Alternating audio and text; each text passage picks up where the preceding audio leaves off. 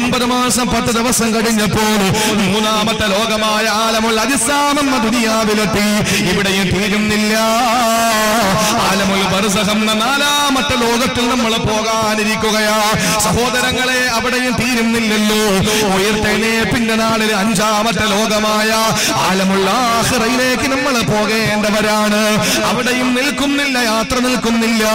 അല്ലാഹു പറഞ്ഞല്ലോ, ഫിറൂ ഇലല്ലാഹ്, അല്ലാഹുവിലേക്കാ നിങ്ങൾ ഓടേണ്ടത്. സ്വർഗം കിട്ടിയാ നിങ്ങൾ അവിടെ നിൽക്കാൻ പാടില്ല. നിങ്ങളുടെ യാത്ര എവിടം വരെയാണ്? അല്ലാഹുവിനെ കണ്ടുമുട്ടുന്നത് വരെയാ നിങ്ങൾ യാത്ര ചെയ്യേണ്ടത്. പച്ചവെള്ളമോ പച്ചമണ്ണും കൂട്ടിക്കളട്ടിയിട്ട് കൊട്ടിയാല് ശബ്ദം കേൾക്കുന്ന ഒരു രൂപമുണ്ടാക്കി വെച്ച് അല്ലാഹു അതിൽ റൂഹോദിയപ്പോഴാണ് നമ്മൾ ചലിച്ചത്. സഹോദരങ്ങളെ, അല്ലാഹു നേരിട്ട് റൂഹോദിയ വിഭാഗമാണ് മനുഷ്യര്. ആ റൂഹോദിയ പടച്ചവനാണ് എങ്കിൽ അവനിലേക്ക് തന്നെ നമ്മൾ മടങ്ങി ചെല്ലണ്ടേ, അവനിലേക്ക് തന്നെ മടങ്ങി ചെല്ലണ്ടേ. അങ്ങനെ മടങ്ങി പോകേണ്ടത് അവനിലേക്കാണ്. അങ്ങനെ നീണ്ട വിശാലമായ ദൈർഘ്യമേറിയ യാത്രയാണ്.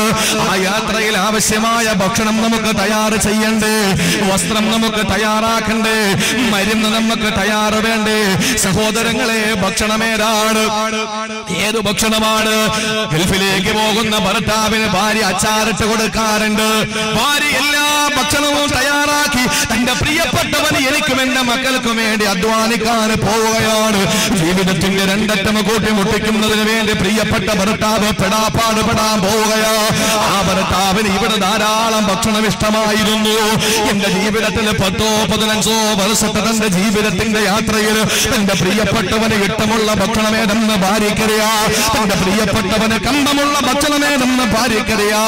ആ ഭക്ഷണമെല്ലാം തയ്യാർ ചെയ്ത് ഒരു ചെറിയ കാർട്ടൂണിനകത്താക്കിയിട്ട് കണ്ടെയ്നറിനകത്താക്കിയിട്ട് തന്റെ പ്രിയപ്പെട്ട ഭർത്താവിന്റെ ബാഗിനകത്ത് വെച്ചു കൊടുക്കുന്ന ഉമ്മ. ജീവിതമാകുന്ന യാത്ര, ഈ യാത്ര ദൈർഘ്യമേറിയതാണ്.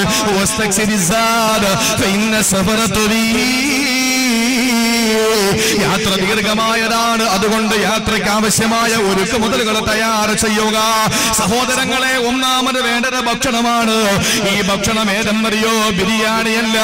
ഈ ഭക്ഷണം ഏതാണ് പ്രിയപ്പെട്ടവരെ? നമ്മൾ കഴിക്കുന്ന ഭക്ഷണമല്ല. അല്ലാഹു തന്നെ പറയട്ടെ, നിങ്ങൾ ആവശ്യമായ ഒരുക്ക മുതലുകൾ, വിഭവങ്ങൾ നിങ്ങൾ തയ്യാർ ചെയ്യുക.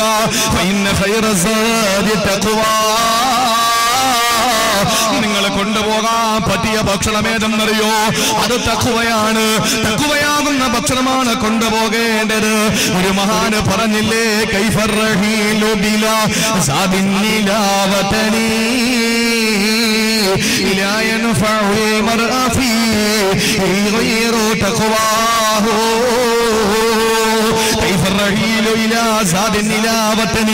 ഒരു നാട്ടിലേക്ക് ഭക്ഷണമില്ലാതെ എങ്ങനെയാണ് യാത്ര പോവുക?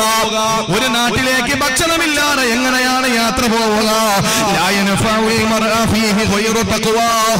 അവന്റെ യാത്രയിൽ ഏറ്റവും ഉചിതമായ ഭക്ഷണം തഖ്വയാണ്. സഹോദരങ്ങളെ, നമുക്ക് യാത്ര പോകേണ്ടേ? നമ്മൾ യാത്രക്കാരനല്ലേ? കടലാകുന്ന ദുനിയാവിലെ കപ്പലാകുന്ന സൽക്കർമ്മമാകുന്ന കപ്പലിൽ നമ്മൾ യാത്ര ചെയ്യുന്നവരല്ലേ? നമ്മൾ അല്ലാഹുവിന്റെ സ്വർഗമാകുന്ന മറുകരയെത്തന്റെ ഉമ്മ. അതുകൊണ്ട് ദീർഘമായ യാത്രയിലെ ഭക്ഷണമേതാണ്? അത് തഖ്വയാണെന്ന് പരിശുദ്ധ ഖുർആൻ. ഈ ആയത്തിറങ്ങാനുള്ള കാരണം എന്തെന്നറിയോ സഹോദരിമാരെ? അത് അറിയുമ്പോഴാണ് നമ്മുടെ ഭക്ഷണം ഏറ്റവും മെച്ചമായ തഖ്വയാണെന്ന് മനസ്സിലാവുക. മക്കയിലേക്ക് പരിശുദ്ധമായ ഹജ്ജിന് പോകുന്ന ആളുകളുണ്ടായിരുന്നു.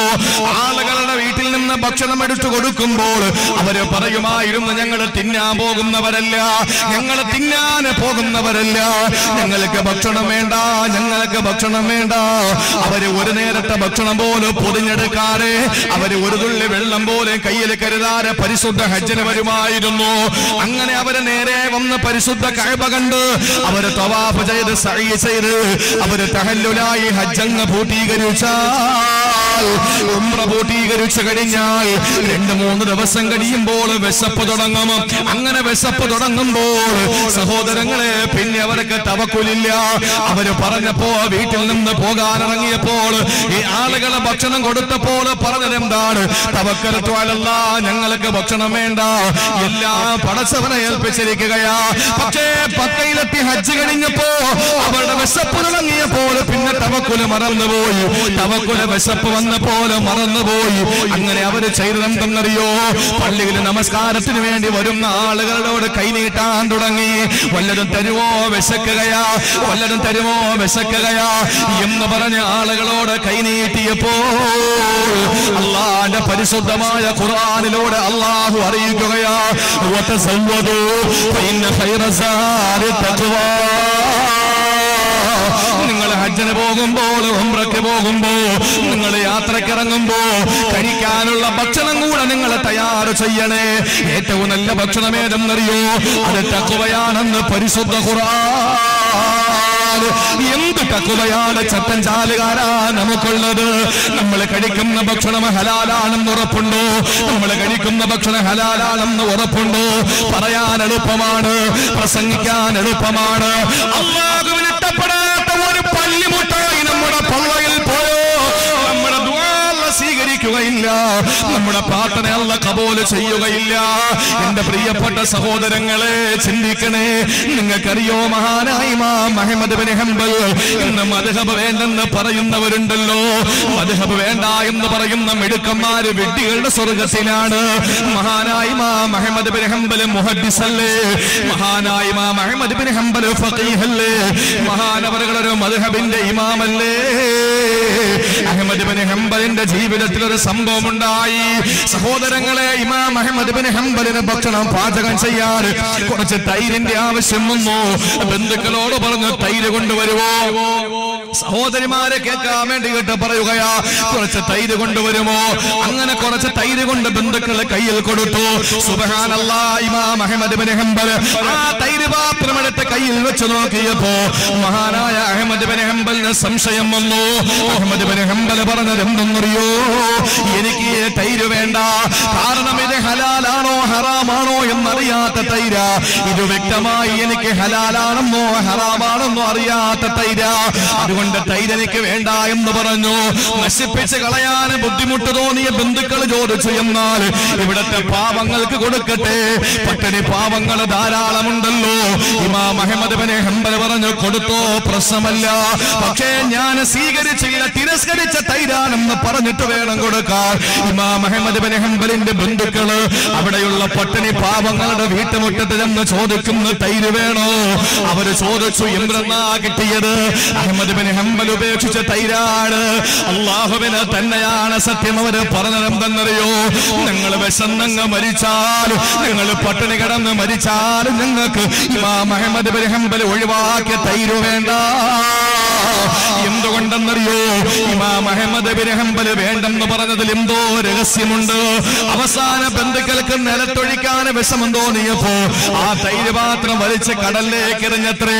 സഹോദരങ്ങളെ, തിരികെ വന്ന ബന്ധുക്കളോട് അഹ്മദ് ഇമാം ചോദിച്ചു, നിങ്ങൾ തൈരെന്താ ചെയ്തത്? ഞങ്ങൾ കടലേക്ക് വലിച്ചെറിഞ്ഞെന്ന് മറുപടി പറഞ്ഞപ്പോൾ അഹ്മദ് ബിൻ ഹംബലിന്റെ ചരിത്രം പറയുന്നതെന്തെന്നറിയോ? എന്റെ ചട്ടൻ ചാലുകാരാ, എന്റെ ശബ്ദം ശ്രവിക്കുന്ന പ്രിയപ്പെട്ട പെങ്ങളെ, ഇവിടെയാ നമുക്ക് തഖ്വ നഷ്ടപ്പെട്ടു പോയത്.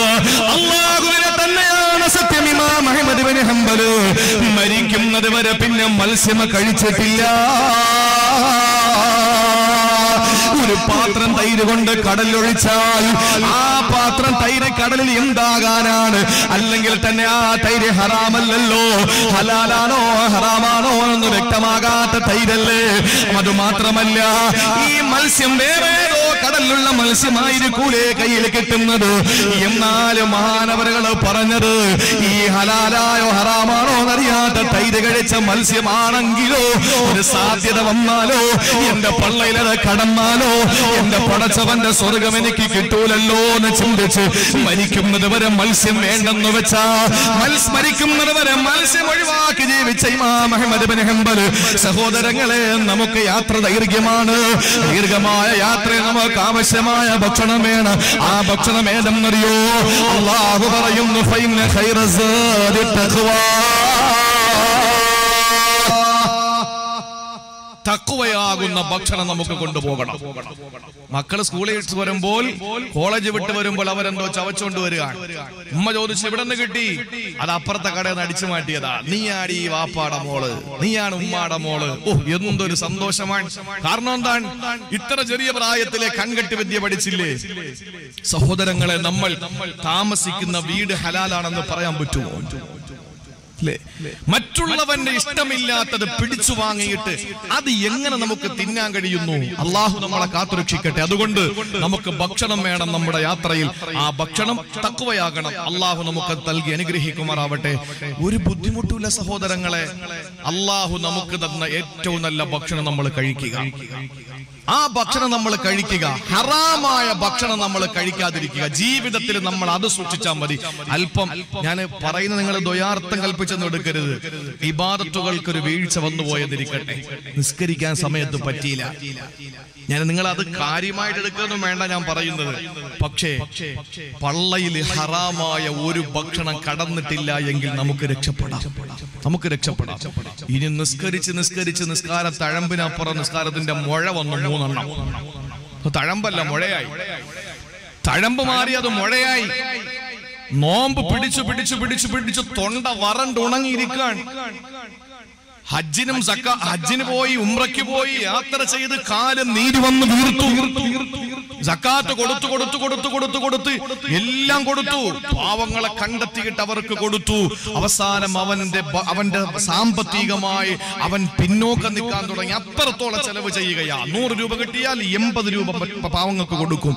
അങ്ങനെ ഇത്രയും ചെയ്തു. പക്ഷേ അവൻ കഴിക്കുന്ന ഭക്ഷണം ഹലാലല്ല എങ്കിൽ, ഏത് ഭക്ഷണം? എല്ലാ ദിവസം കഴിക്കുന്ന ഭക്ഷണമല്ല, ഒരു ദിവസം കഴിച്ച ഭക്ഷണം ഹലാലല്ല എങ്കിൽ എല്ലാം പോയി. പടച്ചോ കാത്തുരക്ഷിക്കട്ടെ. അതുകൊണ്ട് പള്ളേ പോകുന്ന സൂക്ഷിക്കണം. അതുകൊണ്ട് എന്റെ പ്രിയപ്പെട്ട സഹോദരങ്ങളെ, നല്ല ഭക്ഷണം അത് തഖ്വയാണ്, ഉറപ്പുള്ളത് മാത്രം. അതുകൊണ്ട് ഭർത്താക്കന്മാര് പലിശക്കാരനാണെങ്കിൽ വേണ്ട, നിങ്ങളുടെ ഭക്ഷണം എനിക്ക് വേണ്ട, ഞാൻ പട്ടിണി കിടന്ന് മരിച്ചോളാം, ഇല്ലെങ്കിൽ പച്ചക്ക് എന്തെങ്കിലുമൊക്കെ വെട്ടി നമ്മൾ കഴിച്ച് ജീവിച്ചോളാം എന്ന് പറഞ്ഞിട്ട് അന്തസ്സോടുകൂടി ജീവിക്കും. അങ്ങനെ കഴിച്ച് പാരമ്പര്യമുള്ള പെണ്ണുങ്ങൾ ഉണ്ടായിരുന്നു. ഒരു നേരത്തെ ഭക്ഷണം വേണ്ട, ഹറാമാണ്, എനിക്ക് വേണ്ട എന്ന് പറഞ്ഞിട്ട് സുബഹി നിസ്കാരം കഴിഞ്ഞ് എഴുന്നേറ്റ് ഓടും. നമ്മുടെ മക്കളെ കൊണ്ടത് പറയും. നിങ്ങൾ നോക്കിയേ, സുബഹി നിസ്കാരം കഴിഞ്ഞിട്ട് എഴുന്നേറ്റ് ഓടുക. സുബഹി നിസ്കാരം കഴിഞ്ഞ് അപ്പഴ എഴുന്നേറ്റ് ഓടുന്നു. ഒരു ദിവസം വിളിച്ചിട്ട് ചോദിച്ചു, യാ അബാ ദുജാന, നിനക്ക് പടച്ചോനോട് ഒന്നും ചോദിക്കാനില്ലേ?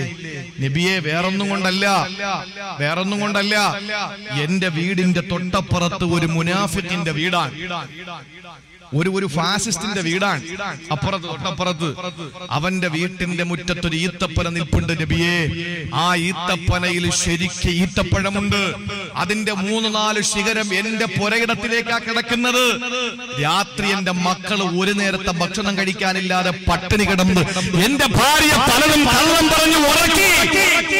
ആ മക്കള് നേരം വെളുത്ത് എഴുന്നേൽക്കുമ്പോൾ വിശപ്പിന്റെ കാഠിന്യം മൂലം അവര് മുറ്റത്തിറങ്ങുമ്പോൾ ഹലാലാണെന്ന് കരുതിയിട്ട് തൊട്ടപ്പുറത്തെ വീട്ടിലെ ഈത്തപ്പഴങ്ങളിൽ നിന്ന് വീണ ഈത്തപ്പഴമങ്ങാനം എന്റെ മക്കള് പെറുക്കി കഴിച്ചാൽ ഞാൻ എവിടെ ഇരുന്ന് ചെല്ലുന്ന ദിക്റിന് വല്ല അർത്ഥമുണ്ടോ?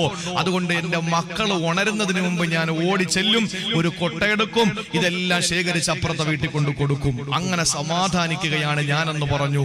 ഒരു ദിവസം ഞാൻ ഇവിടെ ദിക്റും സ്വലാത്തുമായിട്ടൊക്കെ ഇരുന്നപ്പോ ഞാൻ ചെല്ലുമ്പോ എന്റെ ഒരു മകൻ അത് കഴിച്ചിട്ട് തൊണ്ടക്കുടിയിൽ ഇരിക്കുന്നു. ഞാൻ 2 വിരലിടിച്ചിറക്കി, എന്നിട്ട് അത് എടുത്ത് എന്റെ ആ തൊണ്ടക്കുടിയിൽ നിന്ന് അവസാന അംശം പുറത്തു പോകുന്നതുവരെ ഞാൻ ഛർദ്ദിപ്പിച്ചു. എന്നിട്ട് ഞാൻ പറഞ്ഞു, മോനെ, നീ എന്നെ വാപ്പായ നരകത്തിൽ കൊണ്ടുപോകുമെന്ന് ചോദിച്ചു. അതുകൊണ്ടാണെന്ന് പറഞ്ഞപ്പോൾ അഷ്റഫുൽ ഖൽഖ് സെക്കൻഡില് സഹാബത്തുമായിട്ട് മുനാഫിക്കിന്റെ വീട്ടിൽ പോയിട്ട് ചോദിച്ചുടോ, ഈത്തപ്പന കൊടുക്കുന്നുണ്ടോ? കൊടുക്കാലോ. അള്ളാന്റെ റസൂല് പറഞ്ഞു, നിനക്ക് 10 ഈത്തപ്പന പകരം തരാം. 10 ഈത്തപ്പന പകരം തരാം. അതിന്റെ തണ്ട് മരതകമാണ്, അതിന്റെ കായ്കൾ മാണിക്യമാണ് എന്ന് പറഞ്ഞാൽ നിനക്ക് സ്വർഗം തരാന്നാ പറഞ്ഞത്. അല്ലാതെ സഹാബത്തിന് വാങ്ങിച്ചു കൊടുക്കാനുള്ള പൈസ ഉണ്ടോ? അയാള് പറഞ്ഞു, അതൊക്കെ കടമല്ലേ, രൊക്കമാണെങ്കിൽ ഞാൻ റെഡിയാ, കടത്തിന് ഞാനില്ല, ഇപ്പൊ നിലവിൽ പൈസ തരാനുണ്ടോ? ഞാൻ തന്നേക്കാം. അബൂബക്കർ സിദ്ദീഖ് റളിയല്ലാഹു അൻഹു എത്രയോ ഈത്തപ്പന വിട്ടുകൊടുത്തിട്ട് പകരം ഒരു ഈത്തപ്പന അബൂ ദുജാനയുടെ പേരിൽ എഴുതി. എഴുതിയെങ്കിലും നിൽക്കുന്ന അതിന്റെ ചുവട്, അതിന്റെ മൂട് എവിടെയാണ്? മുനാഫിക്കിന്റെ വീട്ടുമുറ്റത്തല്ലേ? അങ്ങനെ വൈകുന്നേരം രാത്രി കിടന്നപ്പോ മുനാഫിക്കിന്റെ ഭാര്യ മുനാഫിക്കിനോട് പറഞ്ഞു അത്രേ, എന്തായിരുന്നാലും നമുക്ക് നേരത്തെ എഴുന്നേറ്റിട്ട് ആ അപ്പുറത്തെ വീട്ടിൽ കിടക്കണ ഈത്തപ്പഴം മുകളിൽ നിൽക്കുന്നതും കൂടെ ഒക്കെ പറക്കി നമുക്ക് വീട്ടിനകത്തോണ്ട് വെക്കാം. അവര് മണ്ടന്മാരല്ലേ, അതുകൊണ്ട് നേരം വെളുക്കുമ്പോ ഒന്നും ഇല്ലാന്നവര് കരുതിക്കോട്ടെ, രാത്രി നമുക്ക് മുഴുവനും പറക്കി വെക്കാന്ന് പറഞ്ഞപ്പോ ഭർത്താവ് സമ്മതിച്ചു. പെണ്ടാട്ടിയാണല്ലോ എവിടെയും പ്രശ്നം. ഹവ്വാ ബീവിയല്ലേ ആദം നബിയെ കൊണ്ടും പഴം തീറ്റിപ്പിച്ചത്. എവിടെയും പലിശയ്ക്ക് പ്രകടിപ്പിക്കുന്ന ഭാര്യമാരാണ്. മുനാഫിക്ക് സമ്മതിച്ചു, ഓക്കെ ഞാൻ റെഡിയാ, നേരം വെളുക്കട്ടെ, അവരെണീക്ക് മുമ്പ് നമുക്ക് എഴുന്നേക്കാം, എന്നിട്ട് നമുക്ക് മുകളിൽ കയറി പറിക്കാം, നീ താഴെ നിന്ന് പറക്കുക, നമുക്ക് വീട്ടിനകത്ത് കൊണ്ടുവെക്കാം, നേരം വെളുക്കുമ്പോ ഒന്നും ഇല്ലാത്തത് അവർ കിട്ടട്ടെ, നമുക്ക് ലാഭങ്ങൾ കൊയ്യാന്ന് പറഞ്ഞു. സുബ്ഹാനല്ലാഹ്. രാത്രി എഴുന്നേറ്റ് മുനാഫിക്കും മുനാഫിക്കിന്റെ കെട്ടിയോളും കൂടെ നോക്കുമ്പോ ഉണ്ട് ഈത്തപ്പൻ അപ്പുറത്തെ വീട്ടിന്റെ മുമ്പ് നിൽക്കുന്നു. അഷ്റഫുൽ ഖൽക്കിന്റെ മുഅ്ജിസത്താണ്, അള്ളാഹുവിന്റെ റസൂലിന്റെ അമാനുഷികതയാണ്. എന്റെ പ്രിയപ്പെട്ടവരെ, ഒരു ഈത്തപ്പന തൊണ്ടയിൽ പോകുമെന്ന് പേടിച്ച് വിക്ർ പോലും വേണ്ടെന്ന് പറഞ്ഞു എഴുന്നേറ്റോടി. നമ്മൾ തസ്ബീഹ് പിടിച്ചോണ്ട് ഇങ്ങനെ നടക്കുകയാണ്, നമ്മുടെ മക്കള് മോട്ടിച്ച് തിന്നുകൊണ്ടിരിക്കുകയാണ്. എവിടത്തേക്ക് വേണ്ടിയിട്ടാണ്? അതുകൊണ്ട് നമ്മുടെ ഭക്ഷണം അത് തഖ്വയിൽ അധിഷ്ഠിതമായ ഭക്ഷണമാകണം. അള്ളാഹു ഭാഗ്യം തരട്ടെ. രണ്ടാമത്തെ എന്താ പറഞ്ഞേ? വസ്ത്രം. രണ്ടാമത്തേത് വസ്ത്രം. നമുക്ക് വസ്ത്രം വേണ്ടേ? കുറച്ച് ഡ്രസ്സ് നമുക്ക് കൊണ്ടുപോകണം. ആ വസ്ത്രം ഏതാണ്? മഹാനായ അബൂ ഉബൈദ റളിയല്ലാഹു തആല അൻഹു ബദറിന്റെ രണാങ്കണത്തിലേക്ക് ഇറങ്ങുമ്പോൾ അബൂ ഉബൈദ റളിയല്ലാഹു അൻഹുവിന്റെ മനസ്സിന്റെ ചിന്ത, ഈ രണാങ്കണത്തിൽ കിടന്നെനിക്ക് മരിക്കണമല്ലോ, പടച്ചവനെ എനിക്കൊരു മടങ്ങിപ്പോക്ക് തരല്ല റബ്ബേ. നാളെ നിന്റെ മുന്നിൽ വരുമ്പോൾ ശരീരത്ത് കൊണ്ട് വെട്ടും കൊണ്ട് എനിക്ക് വരണമല്ല. എന്റെ ശരീരത്തിലൂടെ രക്തം ധാരധാരയായി ഒഴുകുന്ന ആ രക്തത്തിന്റെ കറകളുമായിട്ട് പരലോകത്ത് വരണമല്ല എന്ന് പറഞ്ഞുകൊണ്ട് മഹാനായ അബൂ ഉബൈദ അല്ലാഹുവിന്റെ പരിശുദ്ധമായ ദീനിന്റെ സംസ്ഥാപനത്തിന് വേണ്ടിയിട്ടുള്ള പോരാട്ട രണാങ്കണമായ ബദറിലേക്ക് ഇറങ്ങിയപ്പോ ആരുടെയോ വെട്ടുകൊണ്ട് മഹാനായ അബൂ ഉബൈദയുടെ കാലങ്ങ് മുറിഞ്ഞുപോയി. ശ്രദ്ധിക്കണേ ചെറുപ്പക്കാരാ, കാലങ്ങ് മുറിഞ്ഞുപോയി. ആളുകളെ താങ്ങിയെടുത്ത് ടെന്റിനകത്ത് കൊണ്ട് കിടത്തി. ആ തമ്പിനകത്താണ്, ടെന്റിനകത്താണ്, ഖൈമക്കകത്താണ് റസൂലുള്ളാഹി ദുആ ചെയ്യുന്നത്. നേരെ കൊണ്ടുവന്ന് ടെന്റിനകത്ത് കിടത്തി. ബോധം കെട്ടുപോയ അബൂ ഉബൈദ മെല്ലെ മെല്ലെ കണ്ണു തുറന്നപ്പോ താന് രണാങ്കണത്തിലല്ല, താന് കിടക്കുന്നത് ടെന്റിനകത്താണ്, ഖൈമക്കകത്താണെന്ന് മനസ്സിലാക്കി അബൂ ഉബൈദ അല്ലാഹുവിന്റെ റസൂലിന്റെ മുന്നിൽ വരികയാണ്. എന്നിട്ട് നബിയോട് ചോദിക്കുന്നു, യാ നബിയേ, എനിക്ക് രണാങ്കണത്തിൽ കിടന്ന് മരിക്കാൻ ഭാഗ്യം കിട്ടിയില്ല, എന്റെ കാല് മുറിഞ്ഞു പോയി.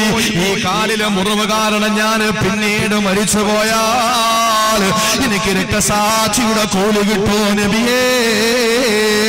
റസൂലുള്ളാഹിന്റെ മുന്നിൽ വന്ന് വിങ്ങിപ്പട്ടിക്കൊണ്ട് മഹാനായ അബൂ ഉബൈദ പറഞ്ഞതെന്താണ്? പുകഴുണ്ട ഇരുപേരും അഭിഷേകത്തിൽ പുകഴും ഹബീബുള്ളാഹ് തിരുമുമ്പേറ്റി വെഞ്ചകളം വിട്ട് പിരിഞ്ഞു ഞാനേ ഒളിവറു ഷഹീദാമോ അനാ പൊന്മാനേ പഞ്ചന്തകപ്പൂ ചുണ്ടനക്കിയുമ്മീ വെഞ്ചർ ഫലീരൂട്ട് ഷഹീദാകും നീ. റസൂലുള്ളാഹി പറഞ്ഞു, പൊന്നുമോനെ അബൂ ഉബൈദ, നീ എവിടെ കിടന്ന് മരിച്ചാലും നീ രക്തസാക്ഷിയാണ്. ഇത് പറഞ്ഞപ്പോൾ അബൂ ഉബൈദ റളിയല്ലാഹു അൻഹു ഒരു പാട്ട് പാടി. എന്താ പാടിയതെന്നറിയോ?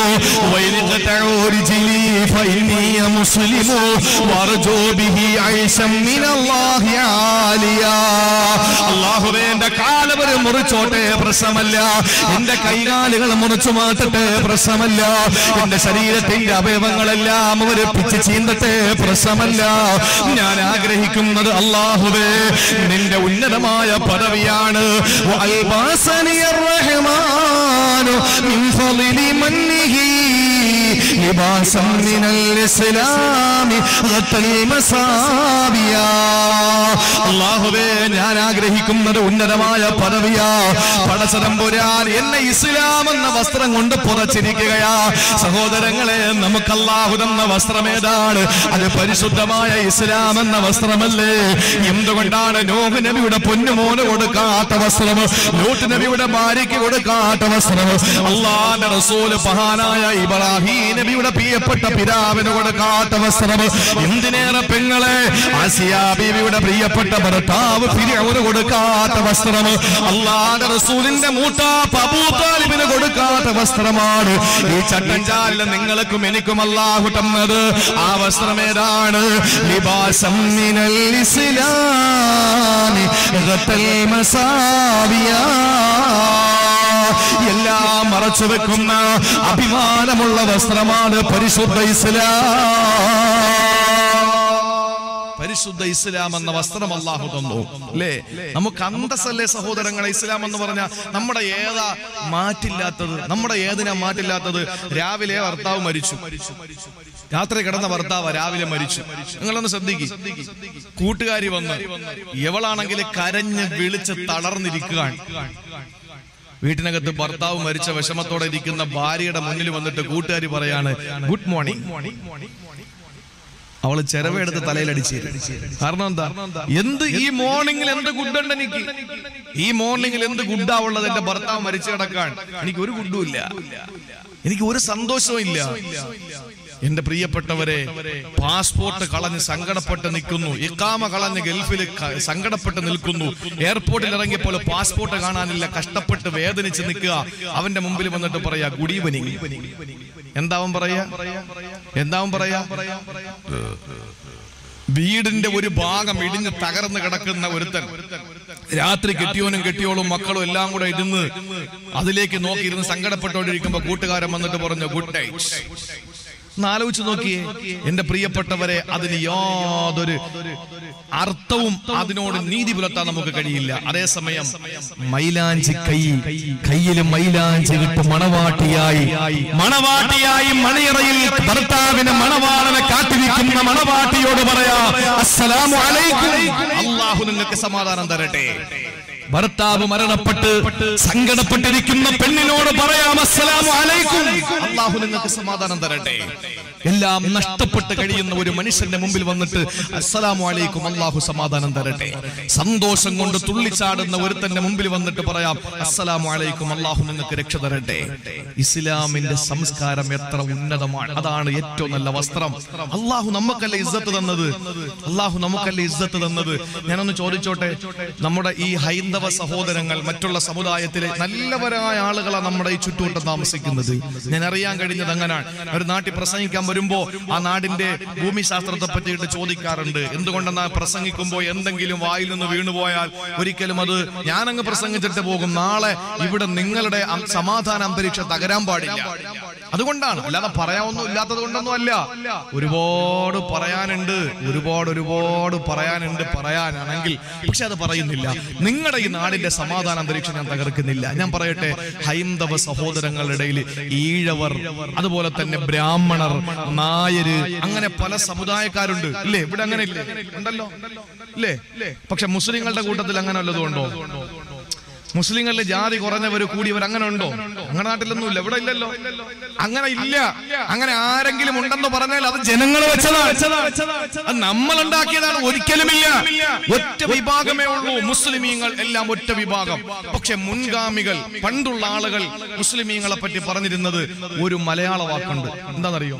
എന്താ പറഞ്ഞത്? ഒരു മലയാളത്തിൽ നമ്മളെ ഒരു വാക്ക് വിളിക്കുമായിരുന്നു. പറഞ്ഞോളി, അത് വലിയ തെറ്റെന്നുള്ള കാര്യമൊന്നും അല്ല. നമ്മളെ പറ്റി പറയുന്നത് എന്താ? എങ്ങനെ? മാപ്പിളമാരെന്നല്ല, അത് പൊതുവേ ഉള്ളൊരു സംസാരമാണ്. ഇവിടെ പറയുമെന്ന് എനിക്കറിയില്ല. മേത്തന്മാർ എന്ന് പറയും. പറയൂലേ? അത് ഇവിടെ ഇല്ലല്ലേ. മേത്തന്മാരെന്ന് നമ്മുടെ നാട്ടിലൊക്കെ പറയും. അവര് മേത്തരാണ് എന്ന് പറയുന്നു. മേത്തന്മാരെന്ന് പറഞ്ഞാൽ മുസ്ലിമീങ്ങളെ പറ്റിയാണ് മറ്റുള്ള സമുദായത്തിന്റെ ആളുകൾ ആക്ഷേപിക്കുന്നതല്ല. അവര് ഇപ്പൊ ബ്രാഹ്മണരെന്ന് നമ്മൾ പറയും പോലെ മേത്തന്മാരെന്ന് മുസ്ലിം സൊസൈറ്റിയെ മൊത്തത്തിൽ പറയുന്നത് മേത്തന്മാരെന്നാണ്. അത് ചില ആളുകൾക്ക് പറയുമ്പോൾ ഒരു ചെറിയ അരിശം ഉണ്ടാവും.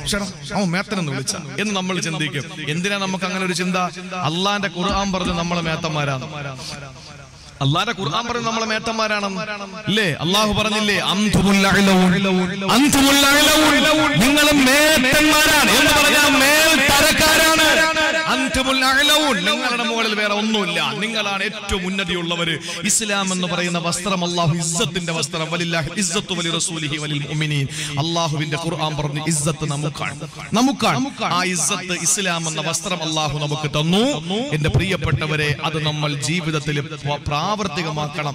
ആ വസ്ത്രത്തിൽ പെട്ടതാണ് നമ്മുടെ ദാടി. ആ വസ്ത്രത്തിൽ പെട്ടതാണ് നമ്മുടെ ദാടി.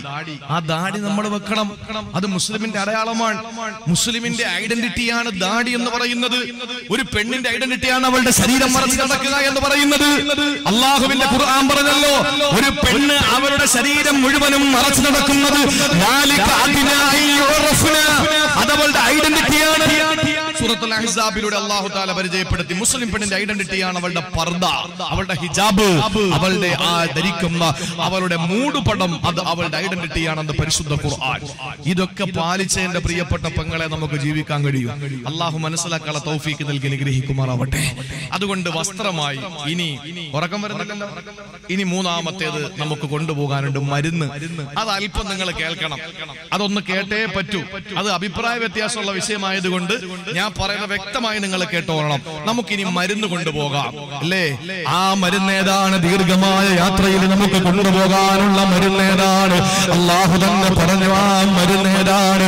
വനുനസ്സിലുൽ ഖുർആൻ വനുനസ്സിലു മിനൽ ഖുർആൻ മാ ഹുവ ശിഫാഉൻ വറഹ്മാ.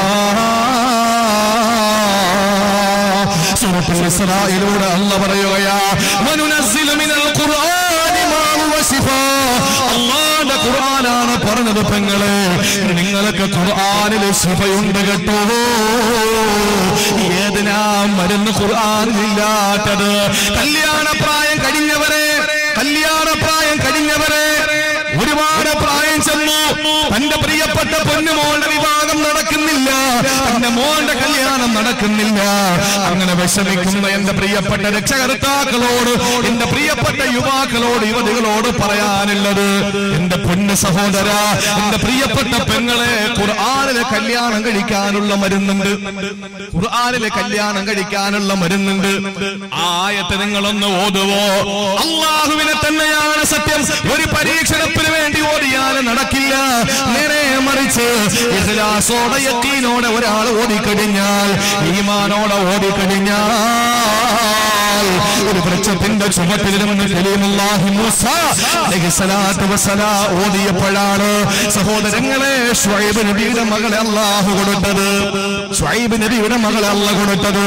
നിങ്ങൾ ചോദിക്കും, മൂസാ നബിയുടെ കാലത്ത് ഖുർആനിലില്ലല്ലോ, മൂസാ നബിയുടെ കാലത്ത് ഖുർആനില്ലല്ലോ. അല്ലാഹുവിന്റെ പ്രവാചകൻ മൂസാ നബി അന്ന് ആ വൃക്ഷത്തിന്റെ തണലിൽ ഇരുന്ന് പറഞ്ഞ കാര്യം ഖുർആനിലൂടെ അല്ലാഹു പറഞ്ഞു. അതാണ് ഖുർആനിന്റെ ആയത്ത്.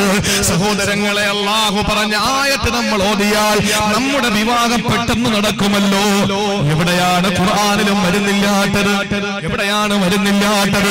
പൊന്നുമക്കൾ, ജീവിതത്തിൽ ഒരുപാട് ആഗ്രഹമാണ് ഒരു കുഞ്ഞിക്കാല് കാണാൻ.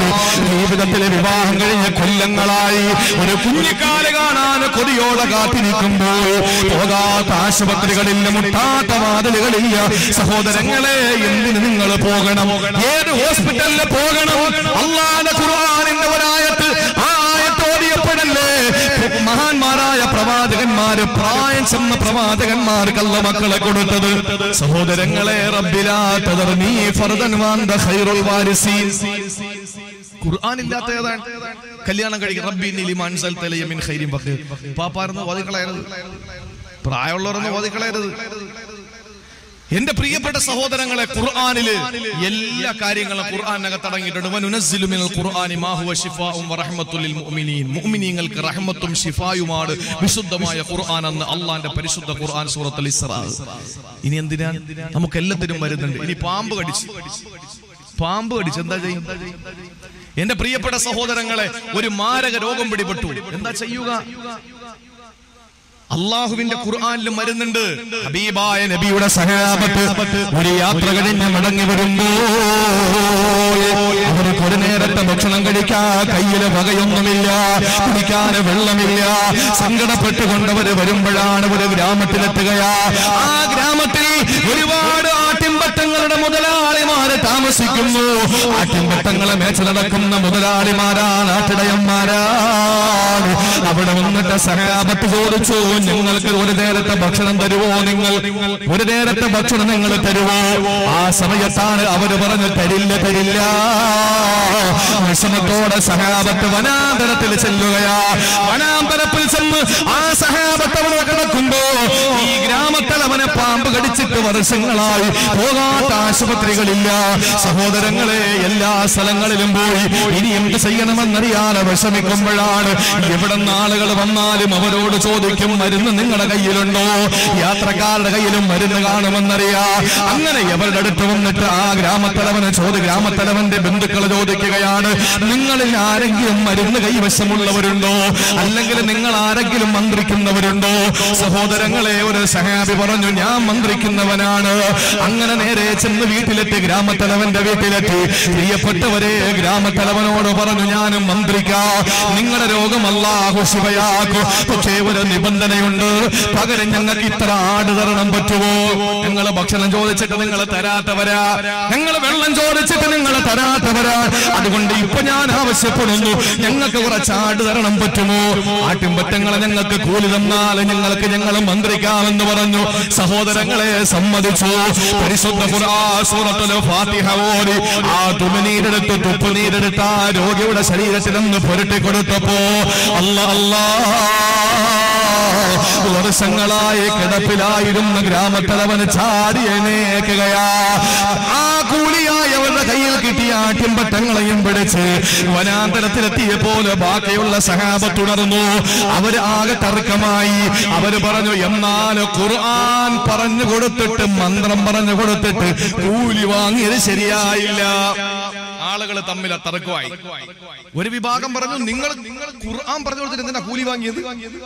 കൊണ്ടു കൊടുക്ക്, ഞങ്ങൾക്ക് വേണ്ട. അപ്പൊ ആ വാങ്ങിക്കൊണ്ടുവന്നവര് പറഞ്ഞു, നിങ്ങൾക്ക് വേണ്ട വേണ്ട ഞാൻ എടുത്തോളാം, നിങ്ങൾക്ക് വേണ്ട വേണ്ട ഞാൻ എടുത്തോളാം. അങ്ങനെ നിന്നെ ഞങ്ങൾ തിന്നാൻ സമ്മതിക്കൂല. അവസാനം പറഞ്ഞു, ശരി, നമുക്ക് റസൂൽ ജീവിച്ചിരിപ്പുണ്ടല്ലോ, ഹബീബായ നബിയോട് ചോദിക്കാം. അവര് യാത്ര തുടർന്നു. റസൂലുള്ളാഹിന്റെ മുന്നിലെത്തിയിട്ട് ചോദിച്ചു, കേൾക്കണേ നിങ്ങൾ. റസൂലുള്ളാഹിന്റെ മുന്നിലെത്തിയിട്ട് ചോദിച്ചു, നബിയെ, ഇങ്ങനെ സംഭവം ഉണ്ടായി, എന്താണ് അങ്ങയുടെ അഭിപ്രായം? ആ സമയത്ത് റസൂലുള്ള പാൽ പുഞ്ചിരിയോടെ പറഞ്ഞ മറുപടിയുണ്ട്, ഇന്ന അഹ്ഖമാ അഖൽതും അലൈഹി അജ്റൻ കിതാബുല്ലാഹ്. കൂലി വാങ്ങാൻ പറ്റിയ മാർഗം, ഏറ്റവും ശ്രേഷ്ഠമായ മാർഗം, അത് അള്ളാഹുവിന്റെ ഖുർആനാണെന്ന് നബി മുഹമ്മദ് മുസ്തഫ. കൂലി വാങ്ങാൻ പറ്റിയ ആകാശത്തിന് താഴെ ഭൂമിക്ക് മുകളിൽ ഏറ്റവും നല്ല മാർഗം MP സ്ഥാനമല്ല, MLA സ്ഥാനമല്ല, മന്ത്രി സ്ഥാനമല്ല, പ്രധാനമന്ത്രി പദവിയല്ല, രാഷ്ട്രപതി പദവിയല്ല. ഏറ്റവും നല്ലത് കൂലി വാങ്ങാൻ പറ്റിയ മാർഗം അത് റബ്ബിന്റെ ഖുർആൻ പറഞ്ഞു കൊടുത്ത് കിട്ടുന്ന ഹദിയ വാങ്ങലാണ് ഏറ്റവും അത്യുത്തമമെന്ന് നബി മുഹമ്മദ് മുസ്തഫ. ഇനി നിങ്ങൾ കേൾക്കണേ, നിങ്ങൾ പറയും നബി അങ്ങനെ പറഞ്ഞു, പക്ഷെ നബി അതിൽ നിന്ന് ഒരു പീസ് ഇറച്ചിയെങ്കിലും കഴിച്ചോ? നബി പറഞ്ഞു, നിങ്ങൾ എല്ലാരും കൂടെ വീതിച്ചോളാൻ പറഞ്ഞു. എന്നിട്ട് അവസാനം പറഞ്ഞു, അതിന്റെ ഒരു ഭാഗം എനിക്ക് നന്നേക്കാൻ പറഞ്ഞു.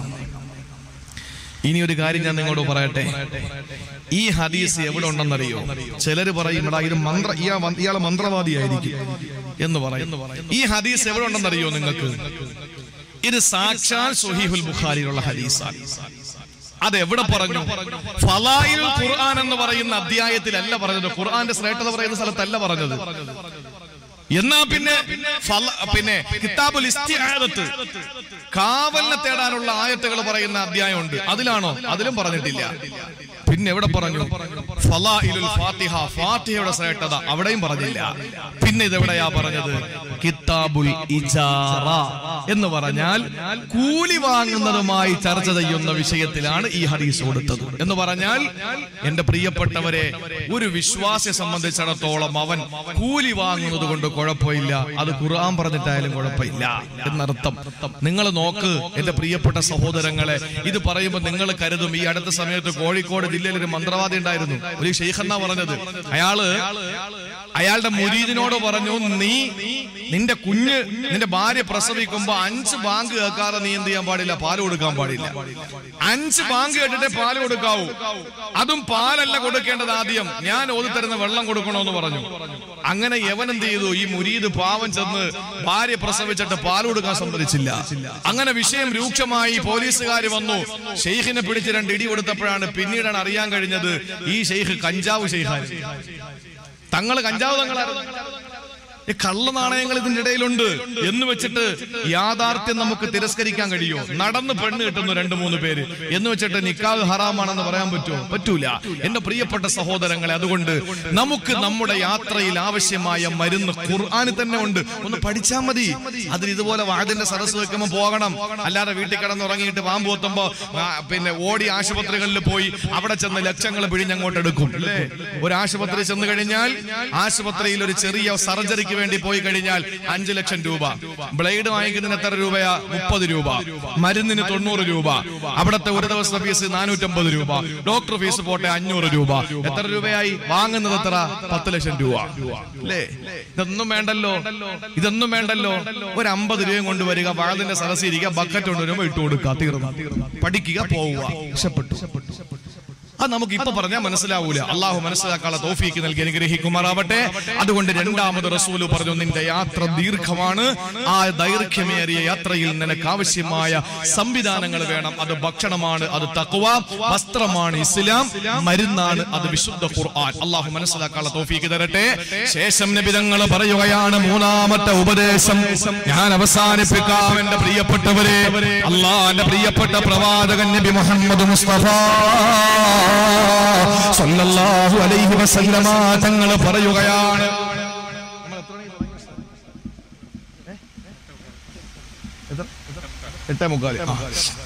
ഇനി ആകെ 1/2 മണിക്കൂറേ ഉള്ളൂ നമുക്ക് സമയം. ഇനി 2 പറയാനുണ്ട്, ചുരുക്കി ഞാൻ പറഞ്ഞുതരാം ഇൻഷാ അല്ലാഹ്. ആരും പോകരുത്, വളരെ കുറഞ്ഞ ആളുകളെങ്കിലും ഇൻഷാ അല്ലാഹ്. നമ്മുടെ സദസ്സ് റഹ്മത്തിന്റെ മലക്കുകളുള്ള സദസ്സല്ലേ. ഈ സദസ്സിൽ അൽഹംദുലില്ലാ നിങ്ങൾ ഈ കാണുന്ന ആളല്ല, ഇതിനും എത്രയോ വലിയ മാലാകമാര് ഈ സദസ്സിൽ ഇങ്ങനെ നിൽക്കുകയാണ്. പക്ഷെ ഒരു കാര്യം, ഈ ഇരിക്കുന്ന നിങ്ങളിലോ ഈ മൈക്ക് വെച്ചോണ്ടിരിക്കുന്നവരിലോ അവിടെ ഇരിക്കുന്ന വളണ്ടിയർമാരിലോ അപ്പുറത്തിരിക്കുന്ന പെണ്ണുങ്ങളിലോ എന്റെ പുറകെ ഇരിക്കുന്ന ഈ അതിഥികളിലോ പ്രസംഗിക്കുന്ന എന്നിലോ ആരെങ്കിലും ഒരാള് കുടുംബ ബന്ധം മുറിച്ചിട്ടാണ് നിൽക്കുന്നതെങ്കിൽ ഒരു മലക്കിന്റെ പൊടി പോലും ഈ സദസ്സിൽ ഉണ്ടാവില്ല. കൂട്ടുകുടുംബാദികളോട് പിണങ്ങിയിട്ട് ആരെങ്കിലും ഈ സദസ്സിൽ പറയുന്ന ഞാനോ കേൾക്കുന്ന നിങ്ങളോ ഉണ്ടെങ്കിൽ റഹ്മത്തിന്റെ മജ്‌ലിസ്, റഹ്മത്തിന്റെ മലക്കുകൾ വരൂല. റസൂൽ പറഞ്ഞതാണ്. നമുക്ക് ഉള്ള ആളിനെ വെച്ച് അഡ്ജസ്റ്റ് ചെയ്യാനേ പറ്റുള്ളൂ. അതുകൊണ്ട് നമ്മളൊന്ന് നന്നാകി അള്ളാഹു ഭാഗ്യം തരട്ടെ. നമ്മളൊക്കെ മരിക്കാനുള്ളവരല്ലേ സഹോദരങ്ങളെ. ഇന്നലെ നമ്മുടെ വിഴിഞ്ഞത്ത്, തിരുവനന്തപുരത്ത് വിഴിഞ്ഞം, നിങ്ങൾക്ക് എല്ലാവർക്കും അറിയാം. ആ പ്രദേശത്താണ് ഞാൻ ഏറ്റിരുന്ന പരിപാടിയിൽ അന്ന് രാവിലെ വിളിക്കുമ്പോൾ ഇമാമിന്റെ ഫോണിൽ സ്വിച്ച് ഓഫ് ആണ്. ഫേസ്ബുക്കിൽ വന്നു, അവിടെ അത് സംഭവിച്ചു, ഇത് സംഭവിച്ചു. വിശ്വസിക്കാൻ പറ്റില്ലല്ലോ, ഫേസ്ബുക്കിൽ വരുന്ന ഒന്നും വിശ്വസിക്കാൻ പറ്റൂല. അപ്പൊ അതുകൊണ്ട് അവിടെ പരിപാടിക്ക് പോകാൻ വേണ്ടി ഇറങ്ങിയിട്ട് ഫോൺ വിളിച്ചിട്ട് കിട്ടുന്നില്ല. എല്ലാവരെയും വിളിച്ചു, ആരെയും കിട്ടുന്നില്ല, എല്ലാം സ്വിച്ച് ഓഫ് ആണ്. വയലുണ്ടെന്ന് അറിഞ്ഞിട്ട് പുറത്ത് നിന്ന് ആരോ ഒരാൾ അവിടെ ചെന്നപ്പോൾ അയാളെ മൊബൈൽ വാങ്ങിയിട്ട് പള്ളിയിലെ ഇമാം വിളിച്ചു പറഞ്ഞു, പൊന്നുസ്താദ് ഇങ്ങോട്ടൊന്നും വന്നേക്കല്ലേ, 200 പേര് കടലിൽ പോയിട്ട് ആരെയും കാണാനില്ല. 200 പേര് കടലിൽ പോയിട്ട് കാണാനില്ല. ഭയങ്കര പ്രശ്നമാണ്, കടല ഇരച്ച് കയറിക്കൊണ്ടിരിക്കുകയാണെന്ന് പറഞ്ഞു പരിപാടി മാറ്റിവെച്ചു. ഞാൻ പറഞ്ഞത്, നടുകടലിൽ തന്റെ വള്ളത്തിൽ പോയ പോളെന്ന് പറയുന്ന ഒരു ക്രിസ്ത്യാനി സഹോദരൻ രക്ഷപ്പെട്ട് കരയെത്തിയപ്പോൾ അദ്ദേഹം പറഞ്ഞ വാക്കെന്തെന്നറിയോ? എന്റെ കൺമുമ്പിൽ എന്റെ കൂടെ മീൻ പിടിക്കാൻ വന്ന 2 പേരും വെള്ളത്തിൽ മുങ്ങി താഴുകയാണ്, എനിക്ക് രക്ഷപ്പെടുത്താൻ കഴിഞ്ഞില്ല. ഞാനും വെള്ളത്തിലേക്ക് വീണു. ഞാൻ പെട്ടെന്ന് എന്റെ വള്ളത്തിന്റെ തടിയിൽ പിടിച്ചു കിടന്നു. ഉപ്പ് വെള്ളം കുറെ കുടിച്ച് ഞാൻ ക്ഷീണിച്ചു. അവസാനം എനിക്കറിയാം ഞാനും എന്റെ കൂട്ടുകാരെ പോലെ വെള്ളത്തിൽ വീണു പോകുമെന്ന്. അങ്ങനെ ഞാനൊരു കയറെടുത്തു. എന്നെയും അതിനകത്തുള്ള ഒരു സഹോദരനെയും കൂടെ തമ്മിൽ കൂട്ടിക്കെട്ടി ആ വള്ളത്തിൽ കെട്ടിയിട്ടിരുന്നു. അതുകൊണ്ട് 2 ദിവസം 48 മണിക്കൂർ ഞങ്ങൾ വെള്ളത്തിലായിരുന്നു. താണുപോയില്ല. കാരണം വള്ളത്തിന്റെ തടിയിൽ ഞങ്ങളെ കെട്ടിയിട്ടിരുന്നത് കൊണ്ട് താഴോട്ട് പോയില്ല. സഹോദരങ്ങളെ, 48 മണിക്കൂർ 2 ദിവസം നടുക്കടലിലൊന്ന് സങ്കല്പിച്ചു നോക്കിയേ. കിടക്കാൻ 2 രാവും 2 പകലും. അവസാനം ദുരന്ത നിവാരണ അതോറിറ്റിയുടെ ഹെലികോപ്റ്റർ പോയപ്പോ അവര് ഉടുത്തിരിക്കുന്ന തുണി വലിച്ചുരിഞ്ഞിട്ട് വീശി കാണിച്ചു കൊടുത്തു. അങ്ങനെ രക്ഷപ്പെടുത്തി കരയിൽ കൊണ്ടുവന്നു. ഇനി എന്താ നിങ്ങളുടെ ഭാവി പരിപാടി എന്ന് ചോദിച്ചവൻ പറഞ്ഞു, ഇന്നൊന്ന് വിശ്രമിക്കണം, നാളെ വീണ്ടും ഞാൻ പോകും. അയാൾ പറഞ്ഞതാണ്, ഇന്നൊന്ന് വിശ്രമിക്കണം, നാളെ നേരം വെളുക്കട്ടെ, എനിക്ക് മീൻ പിടിക്കാൻ പോകണം. എന്താ കാര്യം എന്ന് ചോദിച്ചവൻ പറഞ്ഞു, ജനുവരി 4-ാം തീയതി മോളുടെ കല്യാണോ, ഇതുവരെ 1 ഗ്രാം പണ്ടം വാങ്ങിയിട്ടില്ല, 1 നയാ പൈസ കയ്യിലില്ല. എന്റെ മോളെ കെട്ടിക്കണ്ടേ, 4 പേരെ കെട്ടിക്കും പോലെ എന്റെ മോളെയും കെട്ടിക്കണ്ടേ, ഞാൻ മരിച്ചാലും കുഴപ്പമില്ല, ഞാൻ പോകുമെന്ന് പറഞ്ഞു. ഞാൻ പറഞ്ഞത്, എന്റെ പ്രിയപ്പെട്ട സഹോദരങ്ങളെ, നമ്മുടെ മുന്നിൽ പലരും ഭീകരമായ രീതിയിൽ മരണപ്പെട്ടുകൊണ്ടിരിക്കുമ്പോഴും മരണത്തിന് കീഴടങ്ങിക്കൊണ്ടിരിക്കുമ്പോഴും എന്റെ പ്രിയപ്പെട്ട സഹോദരങ്ങളെ, അള്ളാഹുവിന്റെ പരീക്ഷണങ്ങൾ വന്നുകൊണ്ടിരിക്കുകയാണ്. അതുകൊണ്ട് നമുക്കൊന്ന് നന്നാകാം. ഇനിയെങ്കിലും ഓക്കി ചുഴലിക്കാറ്റ് ഒരു ചെറിയ ടെസ്റ്റ് ഡോസാണ്. അത്തർ വാങ്ങാൻ വേണ്ടി പോയി നിൽക്കുന്നവര് ഇരിക്കുന്ന കുപ്പിയെ എടുത്ത് തലയെ കൂടെ ഒഴിച്ചു കൊടുക്കൂലേ അത്തർ കച്ചവടക്കാരൻ. മറിച്ച് അവന് ചെറിയ കോലിട്ട് അതിൽ നിന്ന് എടുത്തിട്ട് കയ്യിൽ തേച്ച് വെച്ചിട്ട് മണത്തു നോക്കാൻ പറയും. കൊള്ളാമോ എങ്കിൽ തരാമെന്നാ പറയുന്നത്. ഇതുപോലെ തന്നെ അല്ലാഹു വലനുദീഖന്നഹും മിനൽ അദാബിൽ അദ്നാ ദൂനൽ അദാബിൽ അക്ബരി ലഅല്ലഹും യർജിഊൻ. അല്ലാഹുവിന് വലുത് കയ്യിരിപ്പുണ്ട്, ആദ്യം ചെറുതെ അല്ലാഹു ഇറക്കൂ, ലഅല്ലഹും യർജിഊൻ, മടങ്ങി വരാൻ. കാരണം വലുത് ഇറക്കിയാൽ പിന്നെ മടങ്ങി വരാൻ ആളുണ്ടാവൂല. അതുകൊണ്ട് ചെറുതല്ല ഇറക്കി തരും, മടങ്ങി വന്നാൽ രക്ഷപ്പെട്ടു, വലുത് അല്ലാഹു ഇറക്കൂല. അതുകൊണ്ട് ചെറുത് നമുക്ക് തന്നിരിക്കാണ്. ഗുജറാത്തിലൂടെ കറങ്ങി ഇങ്ങനെ ഹരിയാന വഴി ഒന്നിങ്ങനെ കറങ്ങി 4 ഭാഗത്ത് പോകും. അവിടെയൊക്കെ ആണല്ലോ തോലിന്റെ പേരിൽ മുസ്ലിങ്ങളെയൊക്കെ കൊന്നുകൊണ്ടിരിക്കുന്നത്. അവരും പഠിക്കും ഇങ്ങനെ കാറ്റിന്റെ വേഗതയും കാറ്റിന്റെ വിഷമവും ഒക്കെ. സഹോദരങ്ങളെ, മുസ്ലിം ആണെങ്കിലും ക്രിസ്ത്യാനി ആണെങ്കിലും ഹിന്ദു ആണെങ്കിലും വേദനയല്ലേ. കാണാതെ പോയ 1013 പേരുടെ ഫോട്ടോയിൽ പ്രധാനപ്പെട്ട വിഴിഞ്ഞത്തുകാരുടെ ഫോട്ടോ വെച്ചിരിക്കുന്ന ഫ്ലക്സിന്റെ ഭർത്താവിന്റെ ഫോട്ടോയുടെ മുന്നിൽ വന്നിട്ട് ഒരു സഹോദരി വാ വിട്ട് നിലവിളിക്കാണ്, അതിൽ മുത്തം കൊടുത്തുകൊണ്ട്. മരിച്ചെന്ന് ഉറപ്പായ സമാധാനിക്കാം, മരിച്ചു ഇനി പ്രതീക്ഷിക്കണ്ട. അല്ല, ജീവനോടെ ഉണ്ടെന്നറിഞ്ഞാൽ പ്രതീക്ഷയോടെ കാത്തിരിക്കുക. ഇത് രണ്ടിന്റെയും ഇടയിലൊന്ന് സങ്കല്പിച്ചു നോക്കിയേ. അള്ളാഹു ഇത്രയും വലിയ പരീക്ഷണങ്ങൾ തരുമ്പോ എന്റെ പ്രിയപ്പെട്ടവരെ, നമ്മളൊന്ന് പാഠം ഉൾക്കൊള്ളോണ്ടി അള്ളാഹു തൗഫീക്ക് നൽകി അനുഗ്രഹിക്കുമാറാവട്ടെ. മൂന്നാമതായി അള്ളാഹുവിന്റെ റസൂൽ പറയുകയാണ്, അബൂദർറേ ഖഫിഫ് അൻ ലഹരിക ഫഇന്നൽ അഖബതക അബൂദർറേ, മലമ്പാത ദുർഘടം പിടിച്ചതാണ്. അതുകൊണ്ട് തന്നെ അബൂദർറേ മലമ്പാത ദുർഘടം പിടിച്ചതാണ്. അതുകൊണ്ട് അബൂദർറേ മുതുകത്തുള്ള ഭാരം ഇറക്കി വെക്കണേ, മുതുകത്തുള്ള ഭാരം ഒന്ന് ലഘൂകരിക്കണേ. ഒന്ന് ചിന്തിക്കണ സഹോദരങ്ങളെ, മലമ്പാത ഏതെന്നറിയോ? സഹോദരങ്ങളെ, നരകത്തിന്റെ വഴി എളുപ്പമാണ്, താഴോട്ടുള്ള വഴിയാണ്.